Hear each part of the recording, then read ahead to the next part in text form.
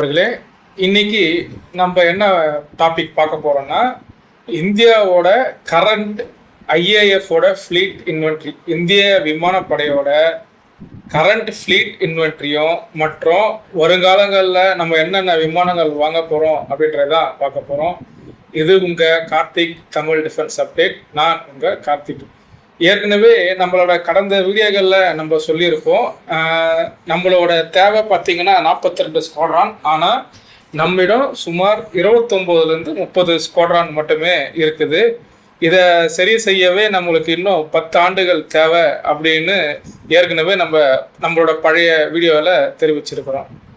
சரி, இப்போ நம்மிடம் கரெக்டாக என்னென்ன போர் விமானங்கள் இருக்குன்னு பார்ப்போம்.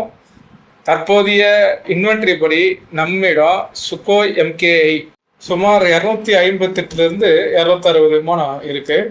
இது பார்த்தீங்கன்னா ஒரு 4ஆம் தலைமுறை போர் விமானம். இதோட மெயின் பர்பஸே பார்த்தீங்கன்னா ஏர் சுப்பீரியாரிட்டி மற்றும் ஏர் டாமினன்ஸ். உலகத்திலேயே பிரம்மோஸை சுமந்து செல்லக்கூடிய ஒரே போர் சுகோய் எம்கேஐ தான். ஏன்னா பிரம்மோஸ் ஏவுகணையோட கரண்ட் வெயிட் பார்த்தீங்கன்னா 2.5 டன்.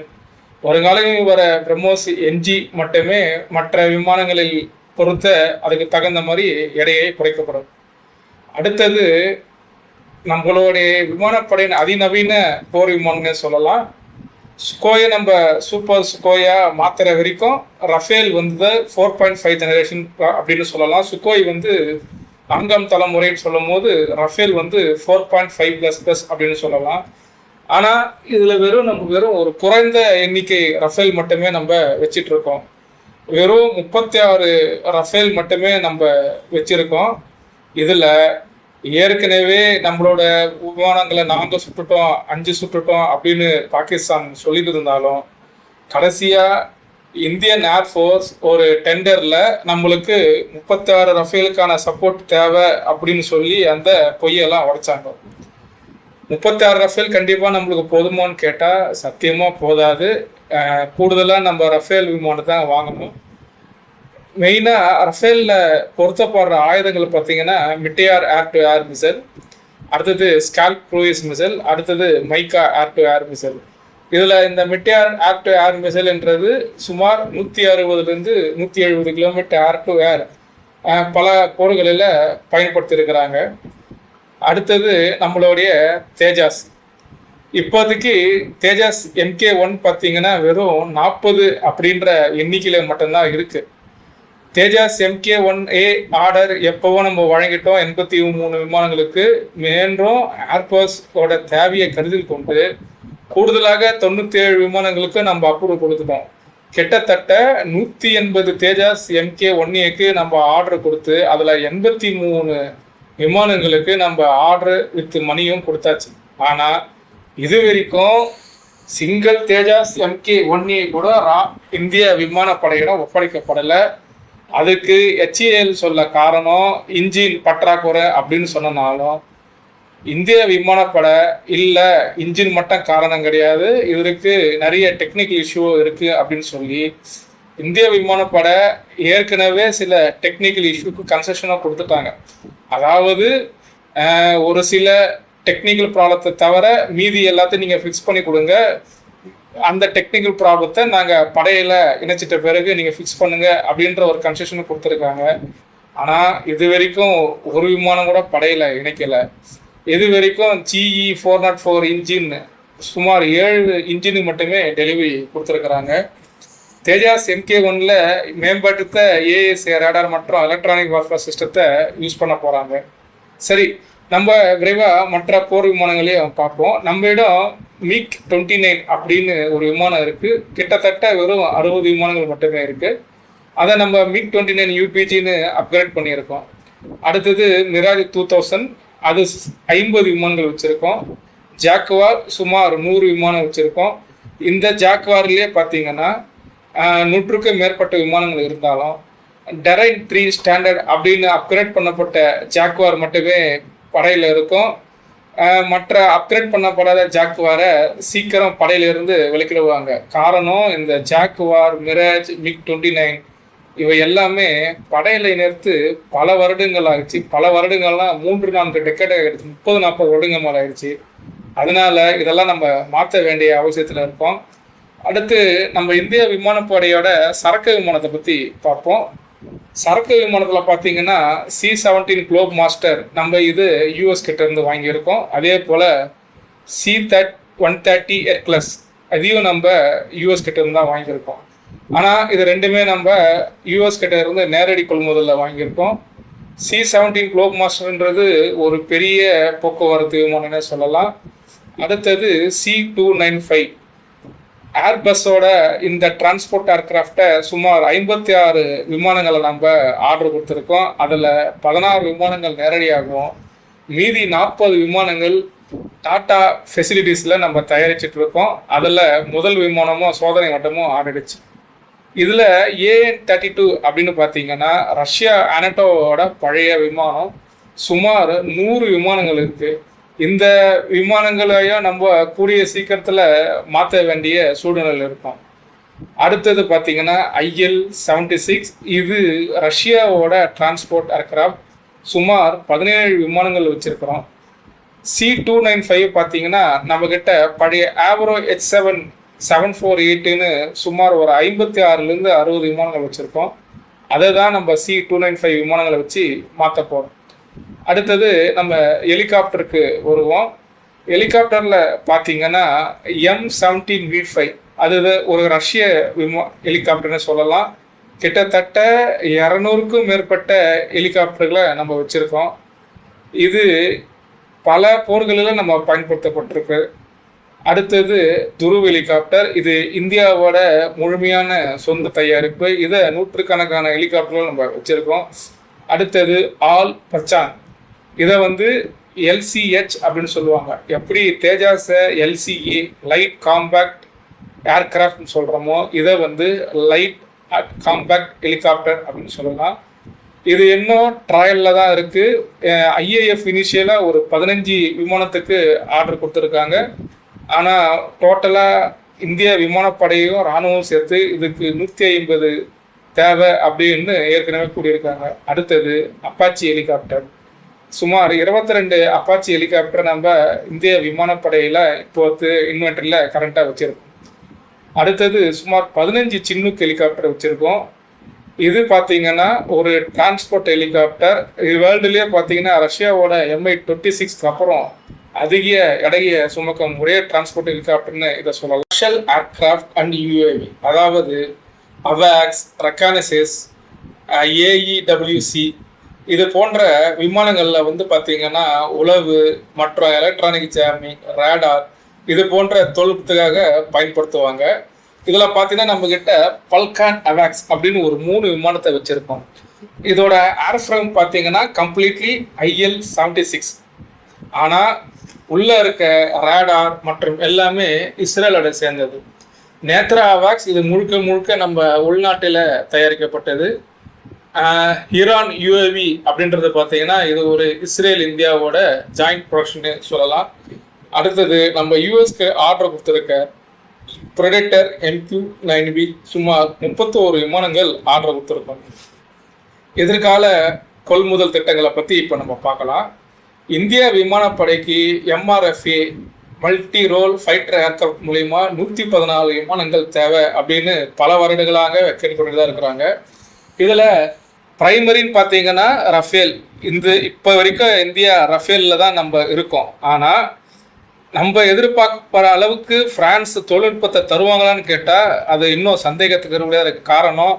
நம்ம கிட்டத்தட்ட 45லேருந்து 60% தொழில்நுட்பம் எதிர்பார்க்குறோம், டெக்னாலஜி டிரான்ஸ்ஃபர் சொல்லுவாங்க.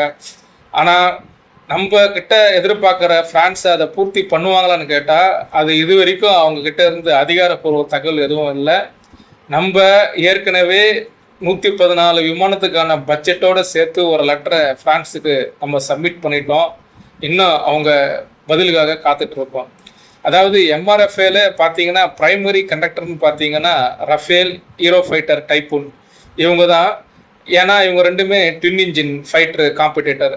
சிங்கிள் இன்ஜின் பார்த்தீங்கன்னா அமெரிக்காவோட F-21ம், ஸ்வீடனோட கிரிப்பன் விமானம் பார்த்தீங்கன்னா சிங்கிள் இன்ஜின்.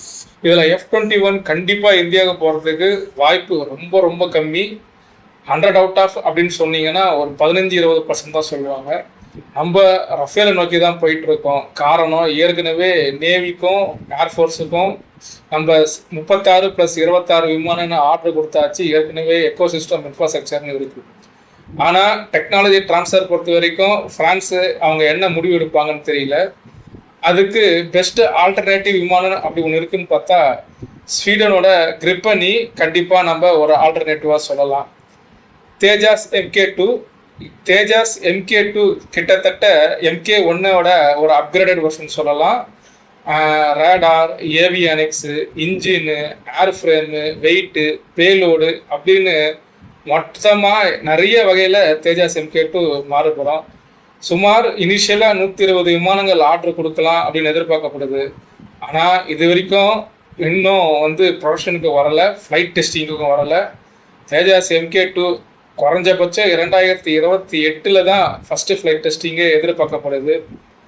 அடுத்தது நம்மளுடைய AMCE advanced medium compact aircraft. இது ஒரு 5வது தலைமுறை ஸ்டெல்த் விமானம் ஆகும்.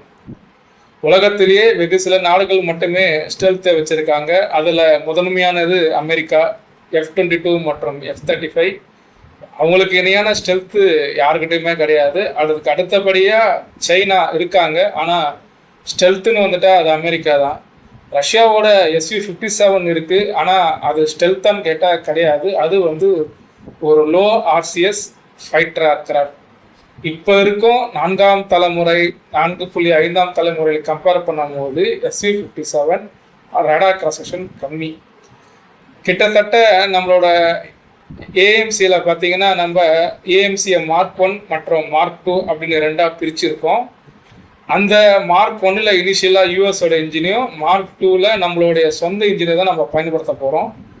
அந்த இன்ஜினுக்காக தான் சாஃப்ரானா, ரோல்ஸ் ராய்ஸாக நம்மக்கிட்ட போட்டி போட்டுட்டு இப்போ வந்துட்டுருக்காங்க. நாங்கள் உங்களுக்கு ஃபுல் டெக்னாலஜி ட்ரான்ஸ்ஃபர் தரோம் வித் இன்டெலெக்சுவல் ப்ராப்பர்ட்டி ரைட்ஸோட, அதாவது IPR ரைட்னு சொல்லுவாங்க. நீங்கள் இதை தயாரித்து எந்த நாட்டுக்கு வேணாலும் ஏற்றுமதி பண்ணிக்கலாம். உங்கள் சொந்த விமானத்துகளை நீங்கள் ஃபைன் டியூன் பண்ணிக்கலாம். இது என்ன மாடிஃபை வேணால் பண்ணிக்கலாம்னு சொல்லிட்டு. ஆனால் இது வரைக்கும் இந்தியா இன்னும் ஒரு முடிவு எடுக்கல. காரணம், இதுக்கான நம்ம இன்வெஸ்ட் பண்ண போகிற காசு ரொம்ப அதிகம், பல பில்லியன் டாலர்கள். அதே போல் கிட்டத்தட்ட 6-7 வருடங்கள் ஆகும் இந்தியா கிட்ட இன்ஜின் முழுமையாக நம்ம இந்த தொழில்நுட்பத்தை பெற்று நம்ம மேனுஃபேக்சர் பண்ணுறதுக்கு. அதனால் இந்தியா இதை ரொம்ப கேர்ஃபுல்லாக ஹேண்டில் பண்ணுறாங்க.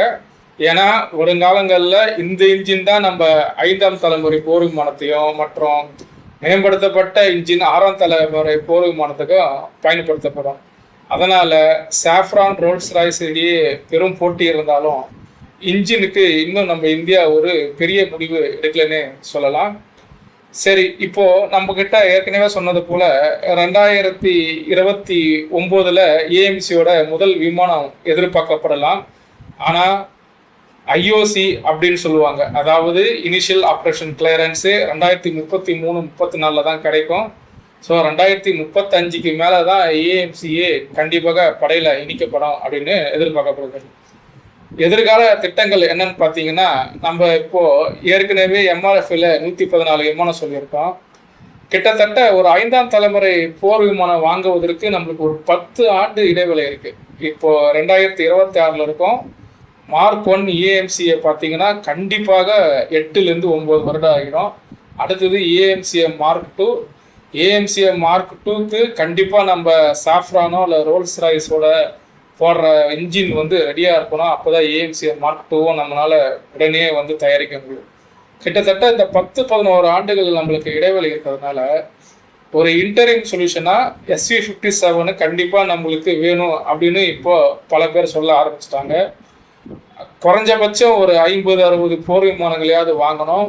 ஏன்னா வெறும் ஒரு ரஃபேல் 4.5 ஜெனரேஷன் ஏர்கிராஃப்ட் சுமார் 500 J-20 வச்சுருக்க சைனாவை நம்மளால் சமாளிக்க முடியுமான்னு கேட்டால் முடியும்.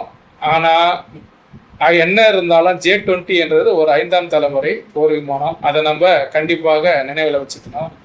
எனவே Su-57 நம்ம எதிர்பார்த்தது போன்ற ஒரு ஸ்டெல்த் இல்லைன்னாலும் ரஃபேலை விட கண்டிப்பாக ஆர்சிஎஸ் குறைவு, SU-57 என்று பல நிபுணர்கள் தெரிவிச்சிருக்கிறாங்க.